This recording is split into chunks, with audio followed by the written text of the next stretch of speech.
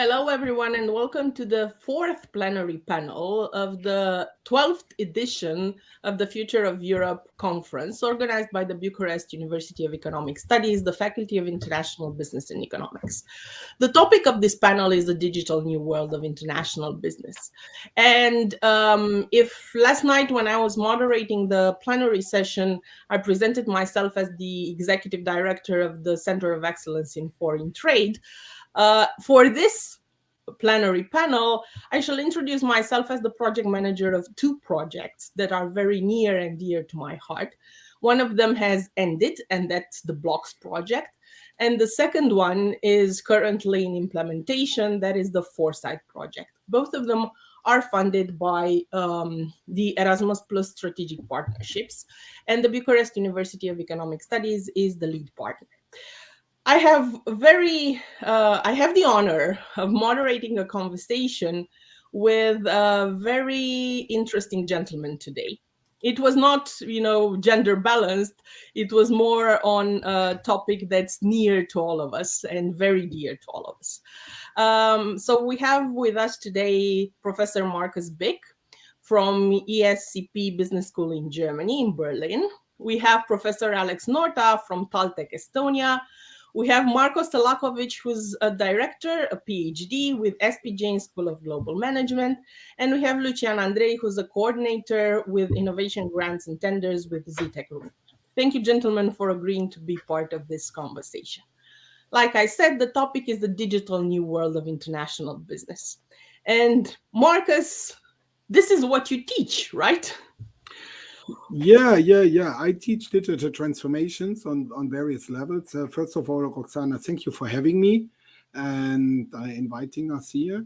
So we teach digital transformation on the different levels. And what do we do? So even though I'm a professor in information systems, I typically try to help the students to engage with the topic and even to better understand what it is about. And so it's for me, one of my major topics is about the digital competencies. So it's even the changing of the work we are doing. So even just yesterday, I had a session with them on digital competencies. And so I try really to cover technology, business, and human perspective in this regard. And not only the customer side, but also the individual's worker side.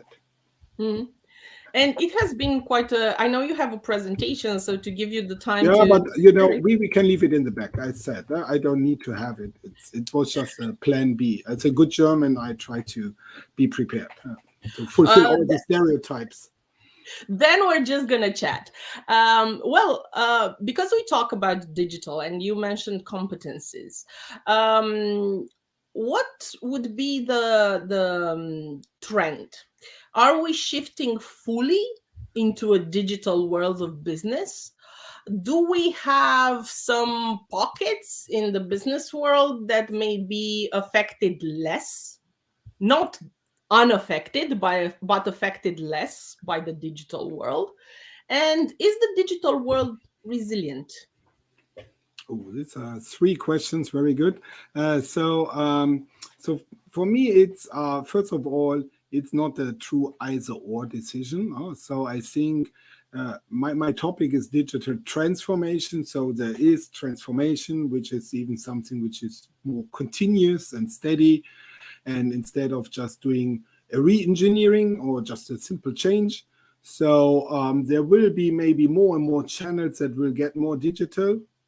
And then there will be even some parts which will be less digital. By the way, can you still see me? Yeah, everything okay. Working fine. Okay, cool, because my screen muted, but okay. So this was coming back to your question. Number one, so it's for me not either or having orchards which are not digital. So even in my classes, I debate with the students what is digital, digitalization, and digital transformation. And it does not necessarily need or mean for me that everything needs to become or move into the internet. And then for the resilient part, I would say, yes, of course, we see we have so many changes. I think everybody's talking about the pandemic as a perfect role model for digital transformation. And we see a lot of companies need to adjust. So I can even make now appointment with my hairdressers online. So, however, I need to go to the hairdresser, and this is luckily not done by a machine or a computer or a robot. And about the resilience? Sorry. Yes, resilience.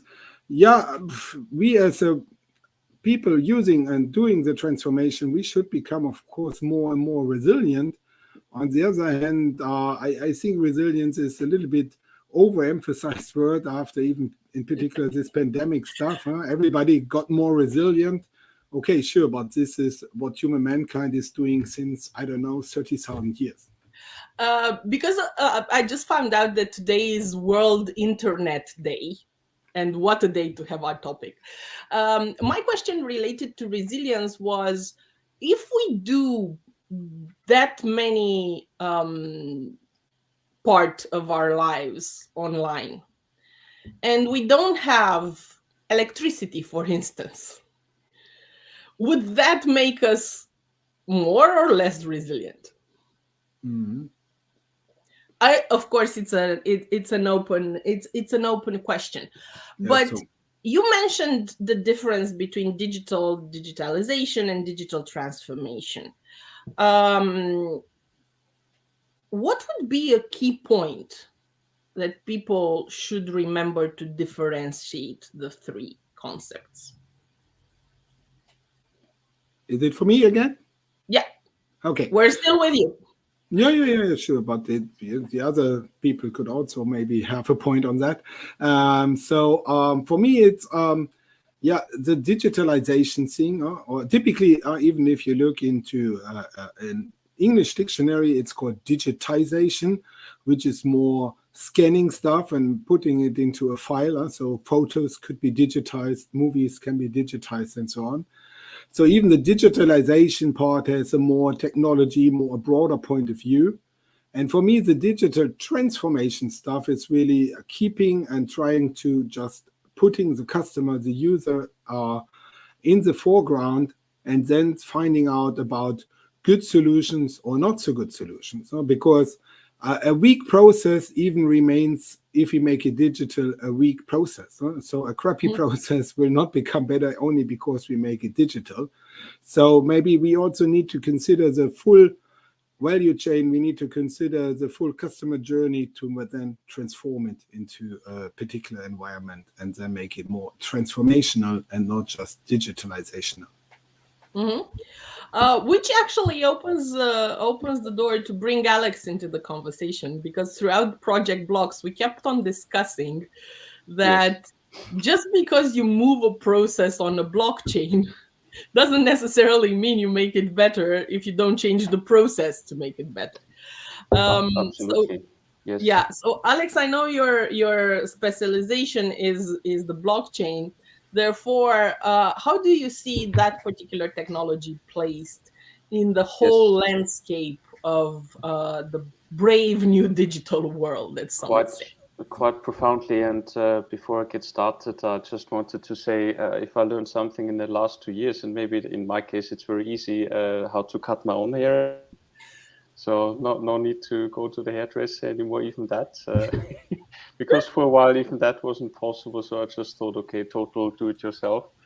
But indeed, so there is actually an enormous amount of change pressure on the existing, you could say, industrial landscape, and to put it into allegorical pictures that I hope I can communicate in words. We currently still have a lot of pyramids in place to run organizations and supply chains and everything.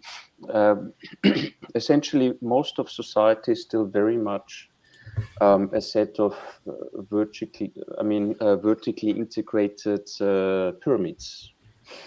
And that way, we have a situation with an enormous chimney effect.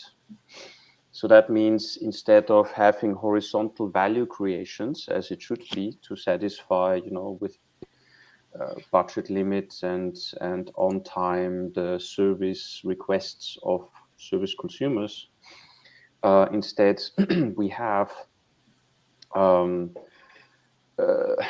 information flowing up and down those pyramids that leads to ignoring the needs of the customer and ignoring the need of proper value creation in a horizontal change. You just add value to the point where you have the end service and on time, in budget for the end customer. So instead, this explains maybe a little bit that we have a bit of a stubbornness of these established systems, because there's so many people that have stake in that system of vertically integrated pyramids with the chimney effects and enormous amounts of overburdening bureaucracy and parties you don't need, actually, all these compliance people, auditors, and so on. People who traditionally, in a qualitative, human-driven sense, have been occupied with centralized controlling trust management of different sorts. Yeah. The pressure comes now indeed from using smart contract blockchain systems. Potentially, if we can just throw in to the picture that a blockchain can be understood as a trust engine. I mean, you essentially have these blocks that, it's a glorified database, really. It's blocks, with slots where events get hashed into those slots, employing different types of validation algorithms. The most well-known, probably, this very electricity-consuming proof of work, but we have so many. I think we have 26 plus different such algorithms, consensus algorithms by now. And the point is that you establish immutable traceability. So these are big words, big English words. To put it in plain English, immutable means you can't change it. Once with a consensus algorithm, the event facts are stored. And you can follow this trail of events. Yeah.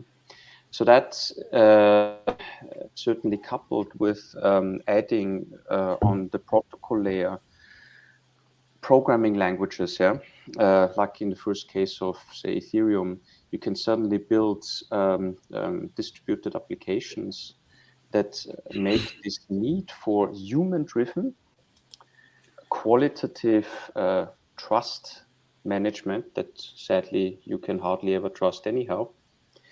You make it very much obsolete, and that is dynamite, because not only that, we can suddenly even do triple entry ledger management. Yeah, so all the auditors and so on. There's an enormous pressure and question. So why do we actually still need all of that?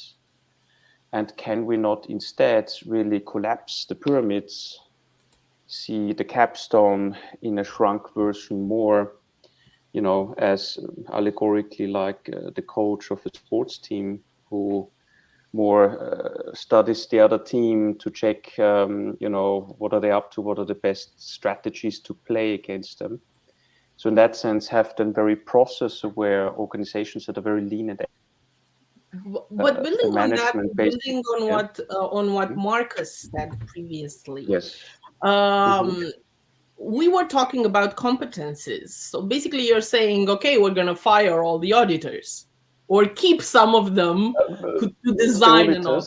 But not just, no. I mean, this, of course, so I just painted a very black and white picture, almost cartoonish, of course. We are somewhere in the middle with the shades of gray.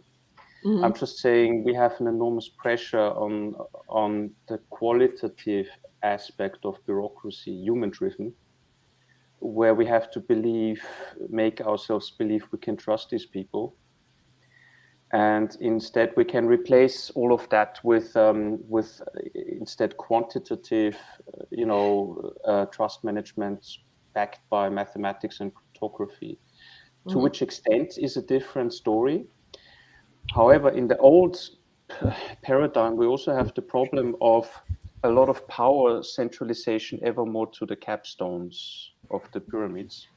While people in the silos, it's devolution, basically. Devolution.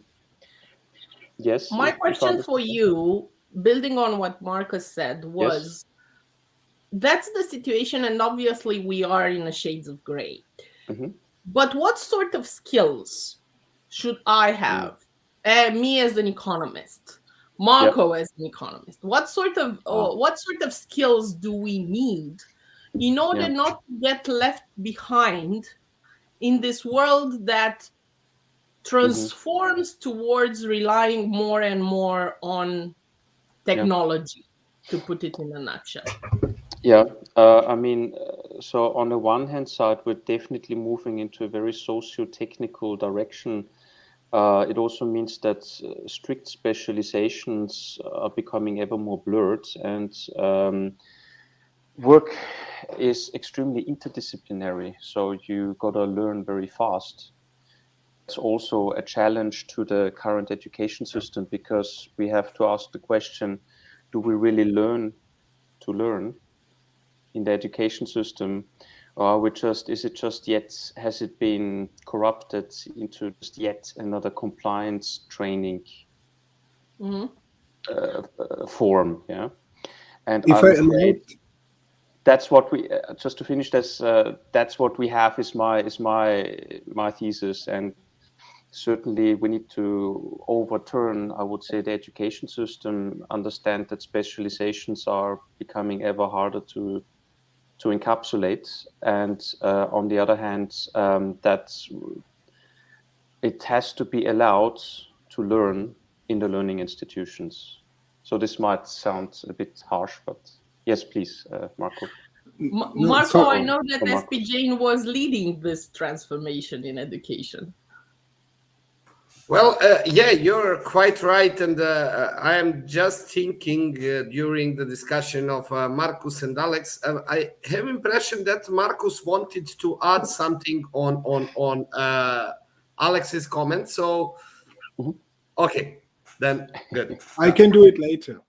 Okay, so just to say from our experience, there is one keyword that is called agility. And I will come to the keyword a bit later. I have to explain the context and background beforehand. First of all, don't be bothered with this awkward setup behind me. It's actually a special requirement of Roxana to have a cat fight live in the program. But cats do not seem overly eager to fight right now. To the best of my knowledge, they are sleeping because one is sleeping next to me. So I just as a parenthesis here, I heard that having cats on the internet brings views. So I thought, okay, we're gonna use whatever we have. Please, Marko, go ahead. Why not? And Alex made a nice parallel with the new skills we acquired with cutting hair. So I wanted to share my experience with cutting my hair during COVID. I was very good with front end. So when you look straight to me, you have an impression that my haircut is perfect. But back end was a bit problematic. And this is where our educational approach stands when it comes to digital transformation. Front end looks good, but back end is something where we have a lot of room for improvement. Why? The point is simple. I mean, I will not reinvent the wheel or hot water by saying that, the digital transformation impacted businesses, lives, and so on and so forth. Yes, it did. Yes, digital skills are something what is required nowadays. There is no discussion, no doubt about it. There is also no doubt about the importance of having specialized programs related to the digital transformation. But at the same time, my question is very simple. We know that leader of the future, when we are preparing students, we are preparing students for next 30, 40 years of professional life and career, not for next 3 years. So the question raised by Alex about learning how to learn gets more relevance, especially in the nowadays environment. So, but the point is, whatever the reality is, if you want to educate and train business leader of the future, business leader of the future must be capable to embrace the reality and to thrive in the new reality, whatever the reality is. I was shocked, sorry to say, to see some colleagues who struggled to transform themselves towards digital mode, and we are talking about business schools. So where is the moment when business schools will understand that they need to be pioneers of change and not late followers or resistance to changes? That's a huge question, huge challenge to me. And then when I see the curricula, many of colleagues will say, yeah, we have digital transformation track. Okay, good for you. Good for you. But if you prove me that work, for example, my specialization are communications, strategic communications, international communications, so on and so forth. If you manage to prove me that world of communications looked the same 10 years ago and now, I will accept your argument that introducing only digital transformation track or special subject in digital transformation is sufficient. No, it needs systemic intervention. Adoption, embracing digital transformation requires systemic intervention, meaning that in the learning process, not only to change tools, to change delivery mode, to change maybe examples, cases, and so on and so forth. That's again out of question. The point is to embed actually digital as itself into the curricula. That's the only way to move forward long term.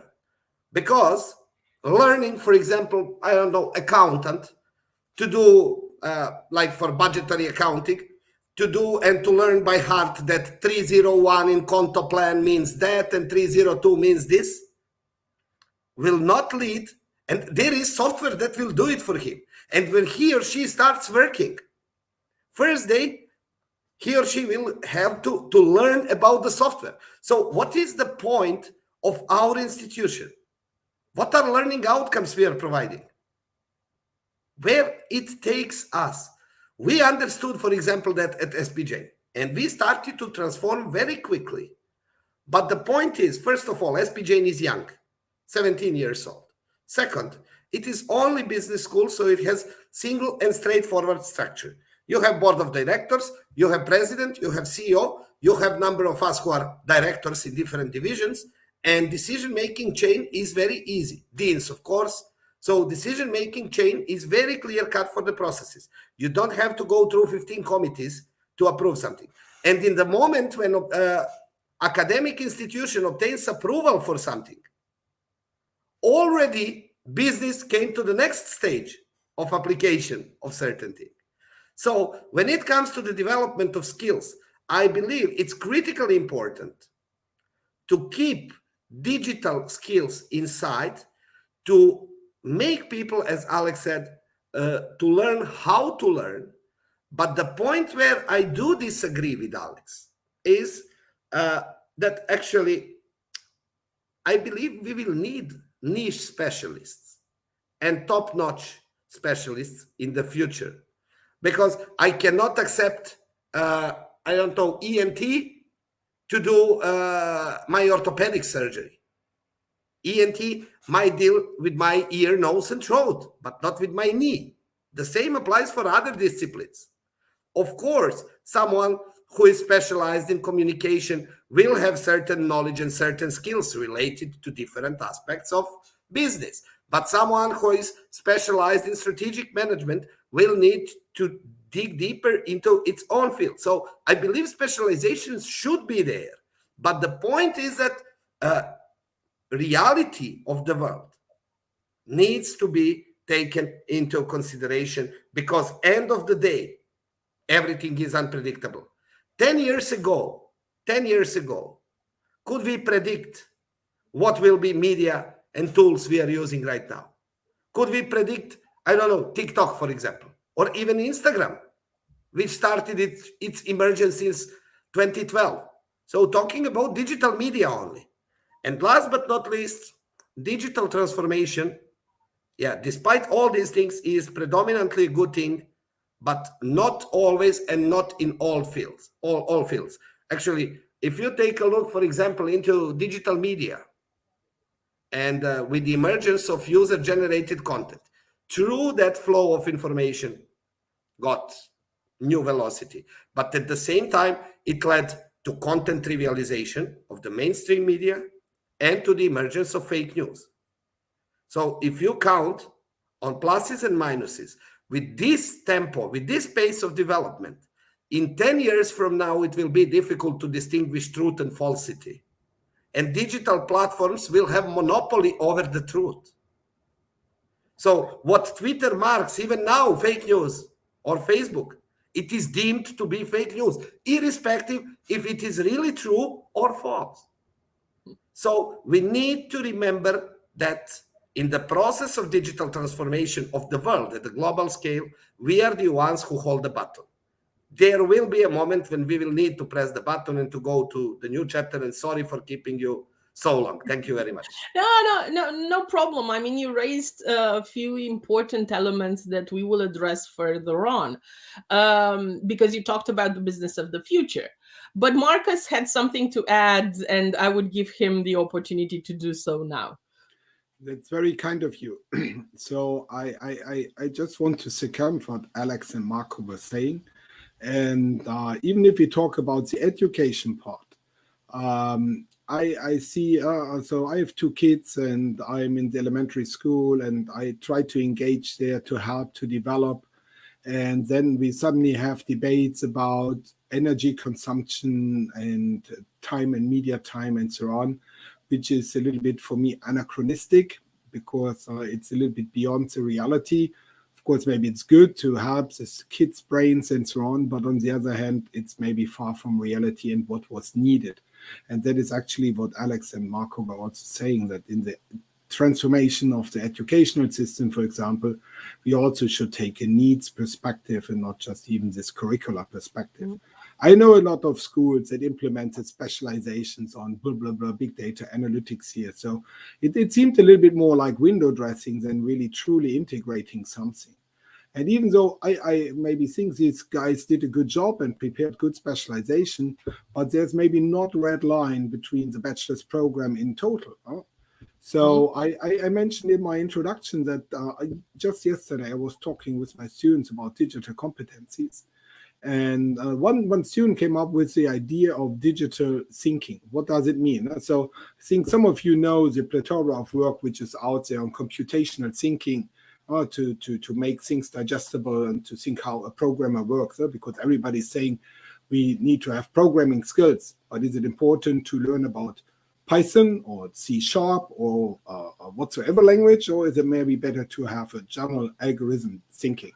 Mm-hmm. And the guy has had this idea, so I cannot claim it for myself, but I appreciate it very much to think that there's something like digital thinking. So even transferring this idea from computational thinking into the digital thinking part, because even there are still schools in which level, so not only universities, but even high schools, they typically do kind of an ICT course working with spreadsheet programs and word processing programs and PowerPoint presentations.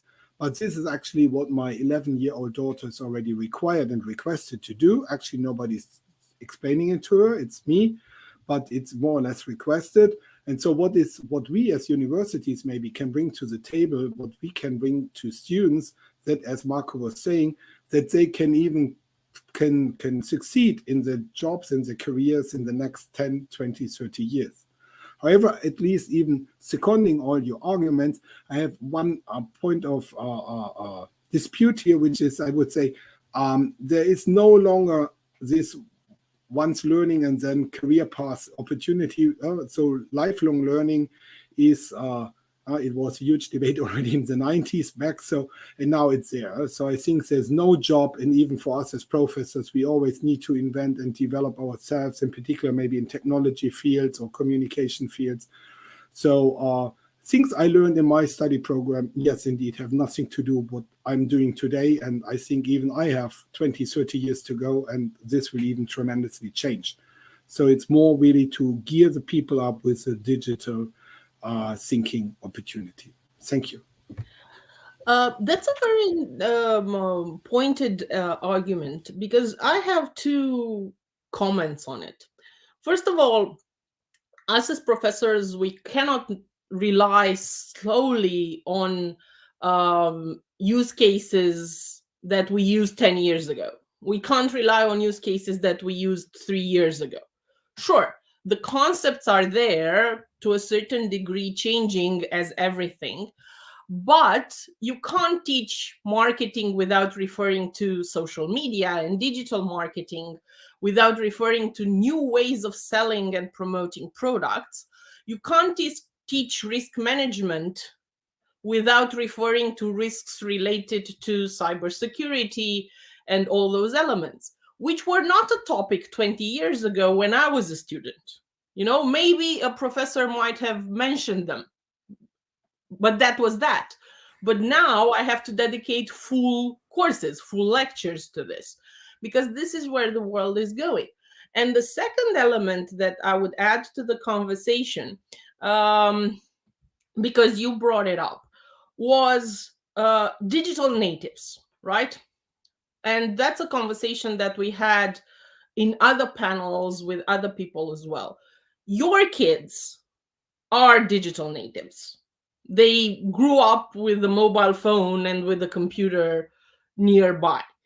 When they grow up and become business owners or professionals in the business world, will they be able to look at technology with a critical eye, or it has become so much part of their life and their personality that they are willing to overlook its challenges just because it's the comfort zone?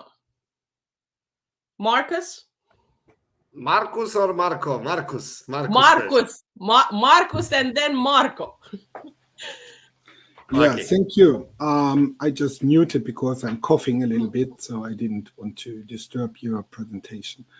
So when we think about the digital native and digital immigrant perspective, I appreciated that there's even some decent research on the matter.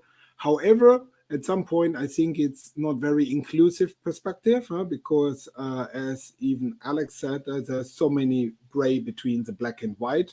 So even technically seen, I would consider myself as a digital immigrant.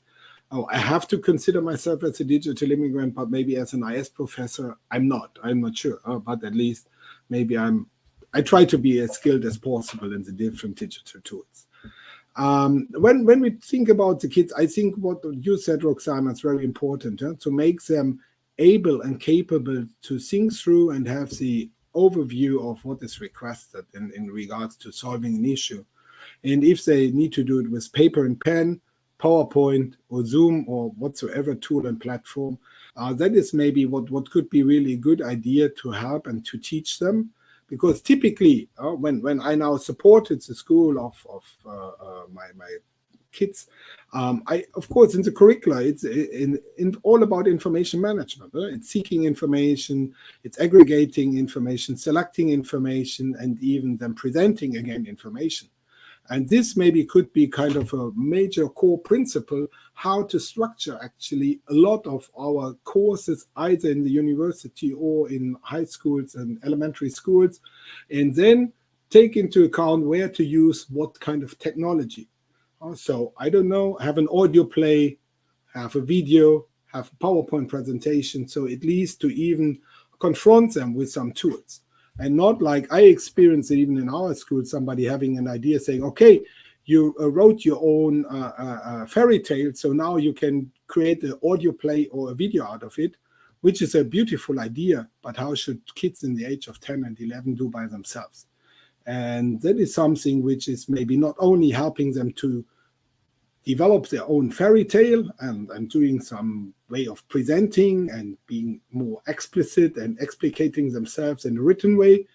So it should be actually directly an opportunity not to write the text, but really to maybe have more a script or to develop this video. That the final learning objective remains the same, but the means and the tools may differ. Marko.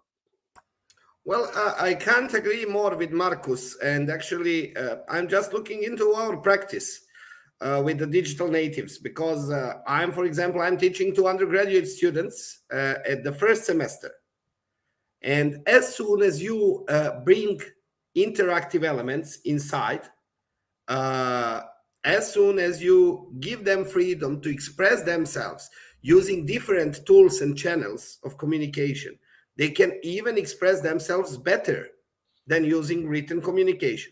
Of course, they should know and should be capable to handle proper written business communication, for example. But of course, you should allow them to express themselves and do the assignments through different vlogs, through different content they generate, they create. End of the day, what is the way? How do they communicate? What is their mode of communication? You do not expect them to write an email to each other saying, "Your Excellency, distinguished Mr. XYZ, please allow me to remind you that we have met yesterday," and so on and so forth. They will text each other via WhatsApp or whatever and say, "Hey, buddy, good we met yesterday. Lol, we should have a coffee," or just a sign like emoticon with a coffee. Yeah. Coffee tomorrow. That's it. That's it. That's the way. Then once they finish that part, once they drink a coffee, they will formalize it by provision of the written track about their achievement. But initial communication of digital natives is different. And Roxana, I strongly disagree with you that all the subjects are subject of change. Statistics is never changing, trust me. I have a the point way there. of teaching statistics, yes, because now we have SPSS. In times when I was studying on undergraduate level, gosh, I'm old. We had, for example, we had even logarithmic books, if you recall. Yeah. Exactly. Yeah, so, tables and that. Exactly. So I would agree that has relevance. Yeah, but content is not changing. Exactly. The only subject where content has not been changed, to the best of my knowledge, is statistics. And then that's what I said, Marko. The content may be the same because in marketing, you're still relying on the 4 Ps, but the use cases will have to be adapted to the new They need world. to embrace what we discussed. The cases need to embrace the reality. Another thing for marketing, I'm sorry that my beloved wife, who is marketing professor, is not listening to this discussion, or otherwise I would get a paper, with suggestion that they are moving now towards 5 Ps and even 7 Ps. So even theories get modified. Even Kotler himself, believe it or not, modified his theory. So, they all do. So Alex, of course there is an update, and updates do happen. And at the same time, everything is speeding up. Everything. Production, innovation cycle. Let's move to innovation management just for a second. Innovation cycle used to be a few years. Now it is matter of months. And at the same time, tell me, what is average publication time in, for example, a journal, top-notch journal? 12 to 18 months. 3 innovation cycles. And we are talking about innovations in academia. So by the time when something is published, that's a panel in itself. 3 innovation cycles are behind us. Exactly. So what are we talking about? Let's get back to reality. Either we embrace the reality of the world around us, or we continue living in our self-sufficiency and allow ourselves to be replaced with non-formal education providers who are more agile than many of the academic institutions. Excuse me, congratulations to those who do not follow the pathway I have described by my words. And I know we all have different mindset here. But the definitely, that's why I chose you. Our minds to the right point and to the right track. Alex, and thanks, Markus, for sharing your take on this? The experience. Yeah, sorry for this. we kept Lucian completely silent. Yes, Apologies. I just wanted to add something also, but Lucian, it's Please going go back and ahead, forth Lucian. between Marko and Markus and Alex. I just wanted to add something in favor of natives with just 2 examples, very brief.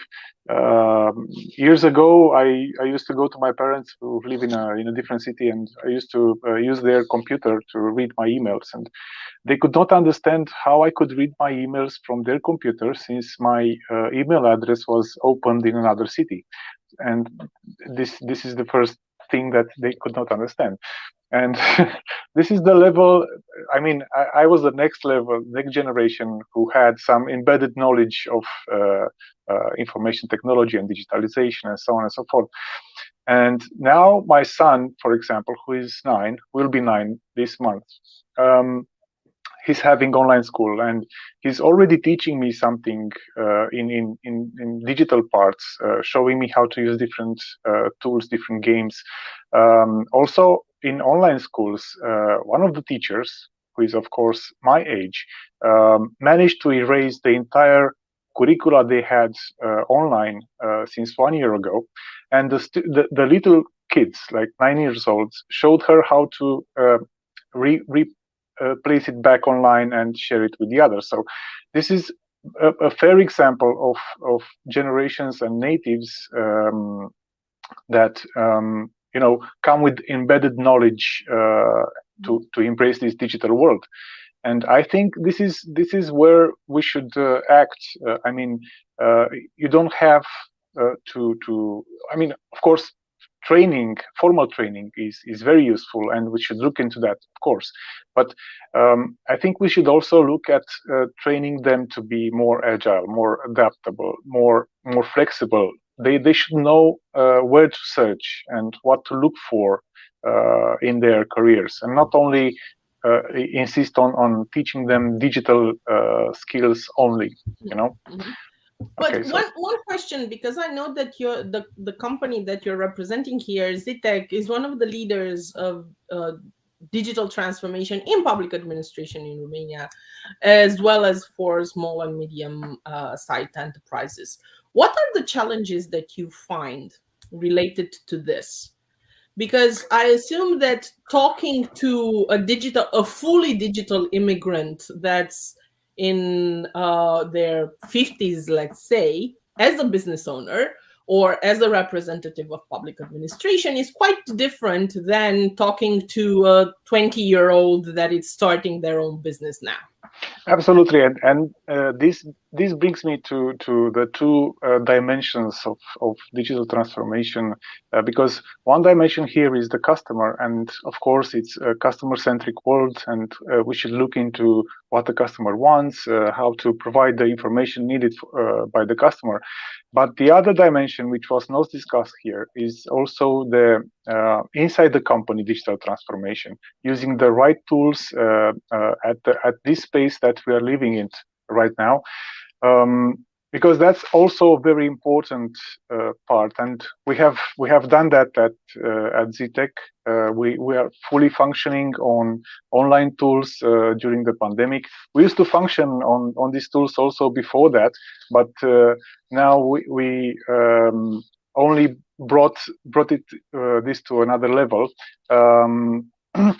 We used to hire people only from Bucharest, for example. Now we hire people from all the cities in Romania, even outside. We will be looking probably in the near future. So it's a changing world, and when discussing to someone in the public administration, by the way, our platform, our SaaS platform for city halls, that they can interact with the citizen is called Regista, and we have it now in like over 650 city halls in Romania.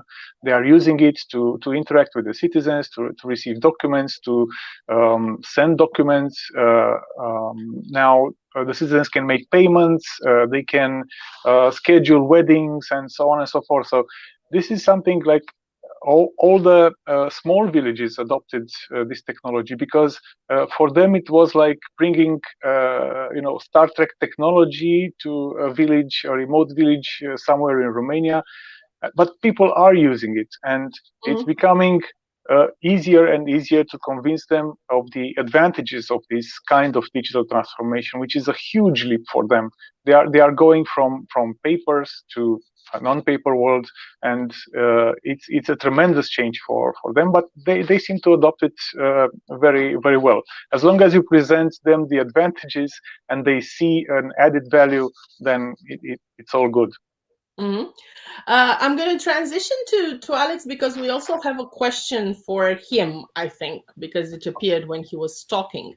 So, yes. Alex, two elements. The first one is, because I know you have quite an insight on kids of different ages, very different ages. Having for myself, yes. Exactly. So that would be, you know, the digital natives angle. And the question that we got asked by Mr. Vlad Cuciuranu, thank you for the question, is, do you think in the future there's a possibility that the part of country's national reserve would be held in the digital banking environment? Yes. So first to the kids. So some anecdotal observations, and of course, well, they go to school, and I have my own take on how kids are treated these days in school. I find it personally quite appalling. The question arises, what do they actually still learn that is relevant versus what do they learn by themselves outside of school? So some would actually argue, well, okay, they do their time in school where weird stuff is happening to them, certainly since the last 2 years, which make me extremely worried. But then they really start learning after school, you know, because they experiment, they go online. I mean, my oldest son, when he was 13, he just started out of a hobby developing his first gaming app with open source software. I didn't order him to do that. I didn't, you know, teach him much of anything. I just said, yeah, there's open source software, you know, and the only thing I did was I gave him some academy online courses that I paid for from what was it, Code Academy a little bit, but he was self-driven. And I observed that also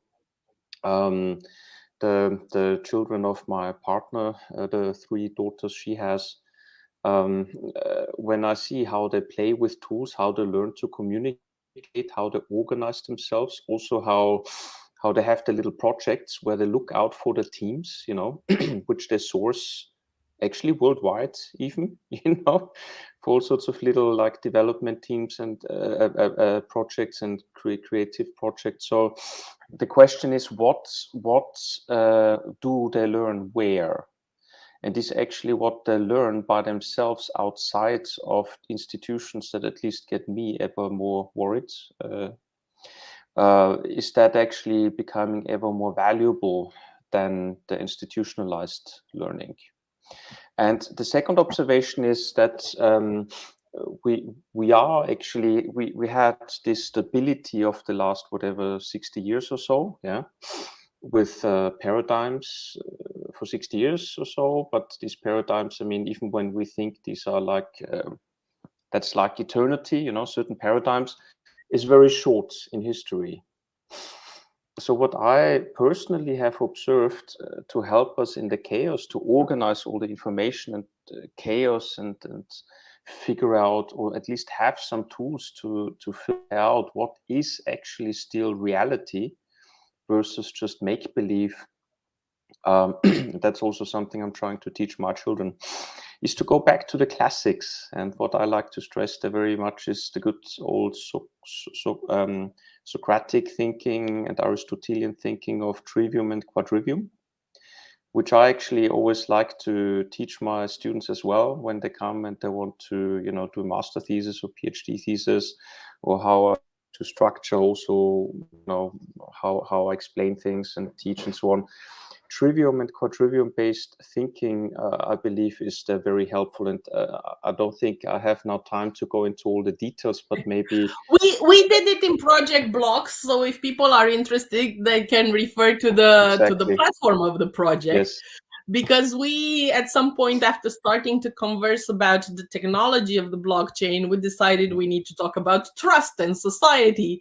And we, on a platform that talks about the blockchain, we used texts by Hobbes and by Aristotle and by Locke, and that has been quite interesting. Yep. What's your take in a couple of words about the country's national research? Okay, so this brings me again back to a certain type of thinking. Couple of words.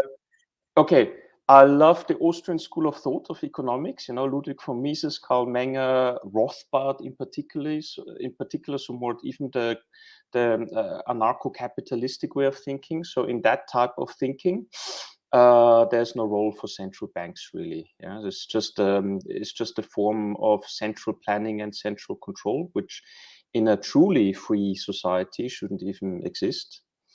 Yes, and of course, because these with tokens and cryptos and so on, there's massive competition. Where I mean that it's hilarious to observe all the shenanigans to get that in control. This open source type of software on the internet. Of course, the central banks will try to adopt this technology and try to control it, and then coercively by law enforce it. If that succeeds is another matter. It will require enormous amounts of coercion and violence on a state side to force people from real free market cryptos that are based on sound principles that even go back to the Austrian school of thought, and even before that to Aristotle, I believe, who had a lot to say as the first person on record what money really is. And let me just say, then we have to question, is the euro that, and all these other fiat currencies. So it's a nice try. I see that around the world. They will try that, but I cannot predict if this will really work out, or if the central banks that are actually themselves going bankrupt will just fade away and we'll have true free market economics again. Yes. We have a very interesting, and it wraps up our conversation. So please give your insights briefly. We say hello to my colleague Maria, who was also part of and is part of the project. Was part of Project Blocks, is part of Project Foresight. It's for all of you. And in your view, if you were to choose one thing that is too important to take place online, too important, which that thing would be? For example, will we allow declarations of war to occur remotely, or surgeries, or food inspections? And I'm going to start with Lucian. Well, since it's fall, I would not allow an online event like leaves falling in autumn to happen only online. So I would like to be present there. As part of war declarations and surgical operations, I think that's already happening, don't you? I mean, we're there. The declarations are the war declarations are online. The actions say that most of the time, so there's no need to formalize it. So, yeah, that's my opinion. Marko? Well, regarding this, yes, definitely. I think we are already having a sort of economic and electronic war, which is taking place. So, to be honest, my firm belief is that world is in sort of the war state. So out of those things, surgeries online, do not trust AI yet enough to go ahead with that. Food inspections do not. I think still there are things that will require human touch for a while, to be honest. But there are some things that need to embrace the new reality. Yes, I'd say, yeah, declaration of war out of 3 listed here. Declaration of war is something what already happens in very sophisticated way. And just to reflect back to anarcho-capitalistic model, if we are going back to ancient Greece, we need also to take into account Plato's definition of state. So Plato's ideal state has three categories of citizens. It has artisans, it has auxiliaries, and has philosopher kings. The job of philosopher kings is to create the environment in which artisans will be able to reach their full potential and auxiliaries will be able to generate value. Given that fact, my firm belief is closer to belief of Paul Krugman, coming back to liberal capitalism. So considering actually that state should not regulate trade, but should regulate environment. So central bank should regulate the environment. Therefore, just to refer to the question of Mr. Cuciureanu, I think it depends on global consensus. If there would be global consensus to embrace and accept cryptocurrencies, yes, it is very much possible. If there is no global consensus, then cryptocurrencies will remain somewhere among thousands of shades of gray that exist now. Much, much far beyond than 50. Thank you. Alex, just to connect to Marko's words, Yes. but still linking to Maria's question, if you were to choose one thing that's too important to take place online, which would that thing be?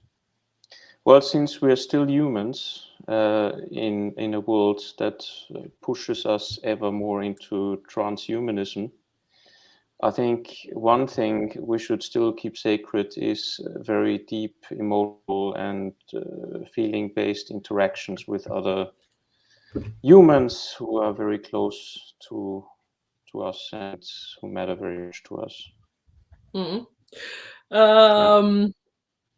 And I will not circle back to the conversation about Plato, which is quite a topic to discuss on a panel targeting digital new world.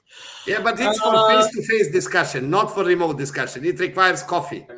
Exactly. And some or something else.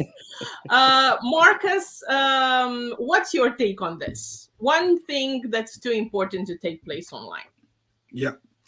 So I think my dear colleagues already mentioned and debated a lot of important things. And as we were talking about war, which has maybe at least sometimes also a negative connotation, I want to bring in a more positive point of view. So maybe making a marriage proposal is something which should be maybe not done online. There may be some other opportunities and videos and messages that were done. But this came to my mind because a couple of days ago, I saw a cartoon where a man was on his knees and sharing his laptop or tablet to his spouse saying, look, it's an NFT ring. It costs as much more than diamonds and it is in the blockchain and so on. So I think, as Alex says, we are human. And so maybe there's some cultural, some emotional parts that cannot be transferred following media richness theory and media synchronicity theory that should be done via the internet. But for the other things that your dear colleague, which Maria already proposed to us, I think it's infinity. So I think a lot of things could be done online and will be done online. In one phrase, because we have a different question from another colleague of ours that we say hello to, Ramona Tsartsavulea. I would rephrase her question though, because as a wrap up to our conversation, one phrase from each of you on the negative effects of the digital on humanity. Markus?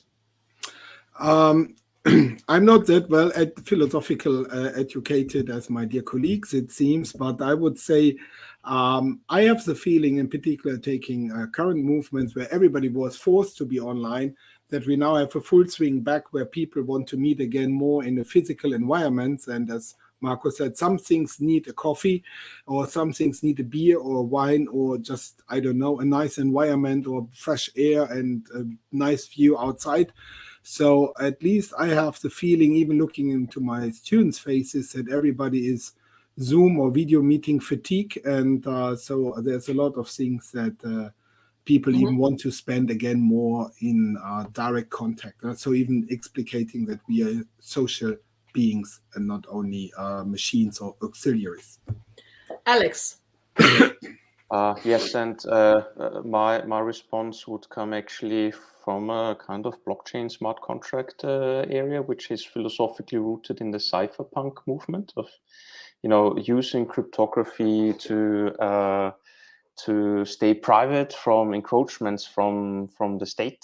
And I think we have seen an enormous amount of that really going totally overboard, certainly in the last 2 years, trying to encroach ever more and taking ever more rights away from us, even aiming to move into our bodies and turning into, this transhumanistic cyborg types.